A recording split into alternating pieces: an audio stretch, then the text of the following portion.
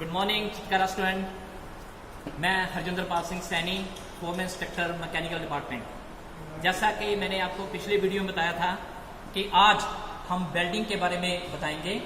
तो वेल्डिंग क्या चीज़ है, कैसे की जाती है, कौन से टूल्स और इक्विपमेंट यूज किए जाते हैं, आज मैं इसके बारे में बताऊंगा। तो सबसे पहले मैं बेसिक टूल जो कि वेल्डिंग शॉप में हम यूज करते हैं उसके बारे में मैं आज ब्रीफली बताऊंगा। तो सबसे पहले हमारा जो मेजरिंग टूल आता है इसको कहते हैं स्टील रूल। स्टील रूल जो होता है वो स्प्रिंग स्टील की पत्ती का बना होता है।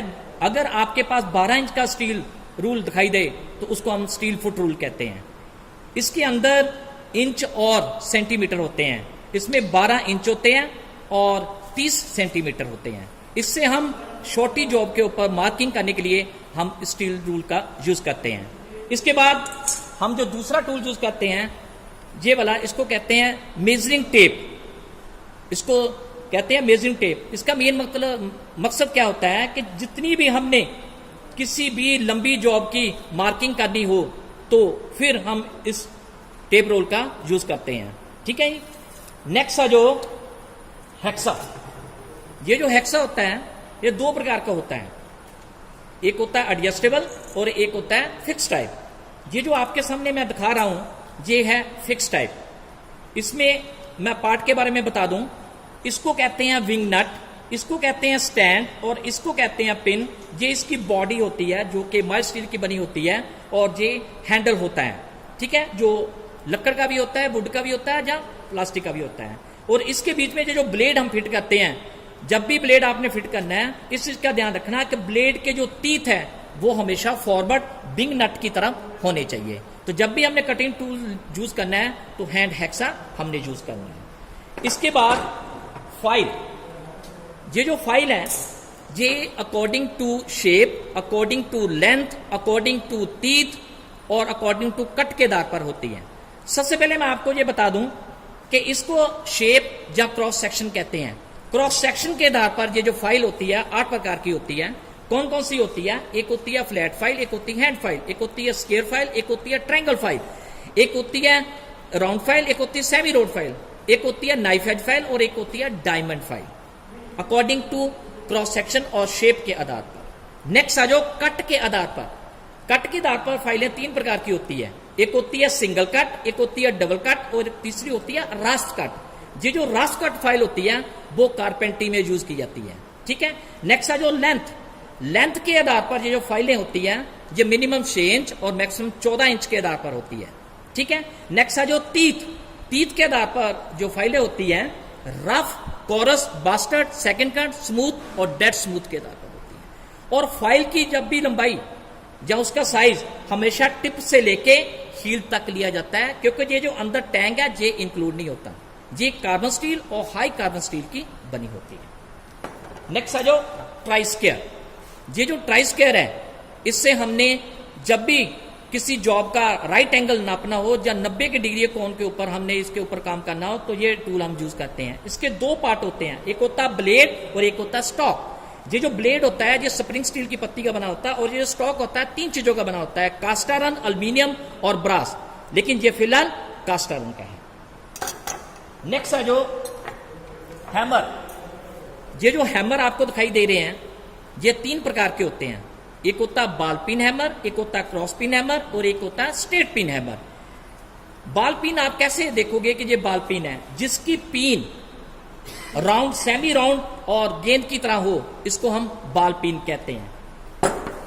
जिसकी पिन एक चीजल के एंड की तरह होती है लेकिन दस्ते के समकोण हो इसको हम क्रॉस पिन कहते हैं। और जिसकी पिन चीजल के एंड की तरह हो लेकिन दस्ते के पैरेलल हो इसको हम स्ट्रेट पिन कहते हैं। ठीक है। नेक्स्ट है जो चीजल।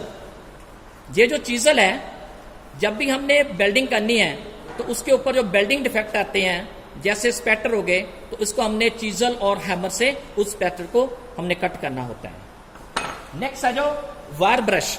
ये जो वायर ब्रश है जब भी हमने कोई जॉब को काटना है उसके ऊपर जो भी डस्ट ग्रीस लगी होती है हमने उसके ऊपर ऐसे हमने फाइल करना होता है, ऐसे वायर ब्रश फॉरवर्ड जब भी आपने ये वायर ब्रश लगाना है, इस चीज का ध्यान देना है कि ये जो वायर ब्रश है हमेशा फॉरवर्ड लगाना होता है, और ये जो वायर ब्रश के जो तीत होते हैं ये स्टील के बने होते हैं, और कभी भी बैकवर्ड स्ट्रोक नहीं लगाना होता।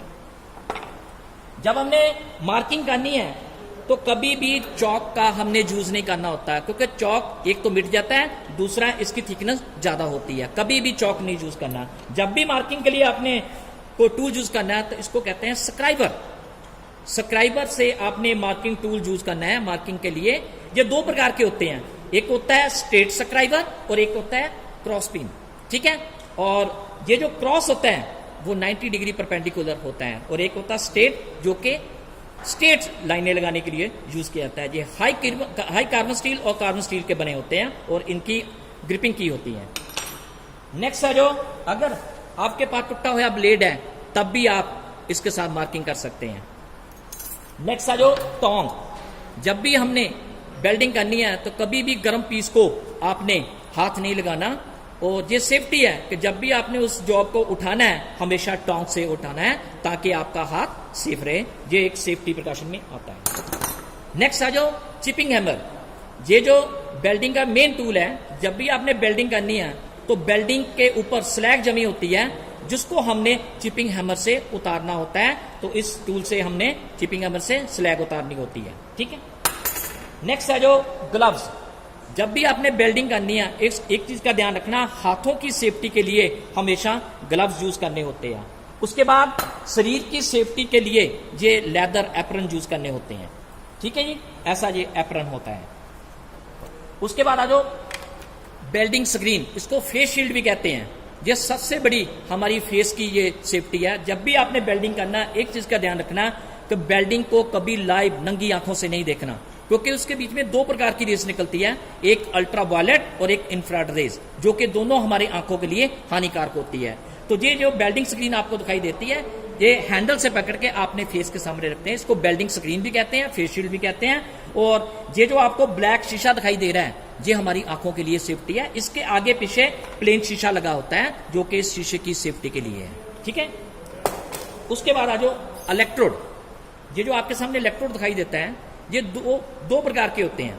एक होता है कंज्यूमेबल इलेक्ट्रोड, एक होता है नॉन कंज्यूमेबल इलेक्ट्रोड। ये जो कंज्यूमेबल इलेक्ट्रोड होता है ये मेटल का बना होता है, जो कि ड्यूरिंग वेल्डिंग के साथ कंज्यूम होता रहता है। और जो नॉन कंज्यूमेबल इलेक्ट्रोड होते हैं वो कार्बन, ग्रेफाइट और टंगस्टन के बने होते हैं, जो कि वेल्डिंग के दौरान कंज्यूम नहीं होते। इसके बाद आ जाओ कि इलेक्ट्रोड का साइज आप कैसे लेंगे, कैसे पता चलेगा कि इलेक्ट्रोड का साइज। इलेक्ट्रोड का साइज इधर लिया जाता है, डायमीटर के आधार पर इलेक्ट्रोड 1.5 mm से लेके 9 mm तक मोटा होता है, और लेंथ के आधार पर इलेक्ट्रोड 250 mm से लेके 450 mm होता है। और इसके ऊपर ये जो फ्लक्स चढ़ा होता है ये वेल्डिंग की सेफ्टी के लिए होता है, क्योंकि वेल्डिंग दो प्रकार के इलेक्ट्रोड होते हैं, एक होता है वेयर, एक होता है कोटेड। ये जो वेयर इलेक्ट्रोड होता है वो मिग वेल्डिंग में हम यूज करते हैं, और ये जो कोटेड इलेक्ट्रोड होता है भी हम इलेक्ट्रिक आर्क वेल्डिंग में यूज करते हैं। इसके ऊपर फ्लक्स लगा होता है जो कि ऑक्सीडेशन के लिए रोकता है। तो ये आपका आज मेन है। इसके बाद जब हमने कटिंग करनी है तो कटिंग के दौरान एक चीज का ध्यान रखना है कि जब हम कटिंग करते हैं तो फ्रिक्शन पैदा होती है, हीट पैदा होती है। तो हीट को रिड्यूस करने के लिए हमने ये कूलेंट यानी कि पानी देना होता है, ताकि वो उसके तीर ठंडे रहें और कट हमारा आसानी से चलता रहे।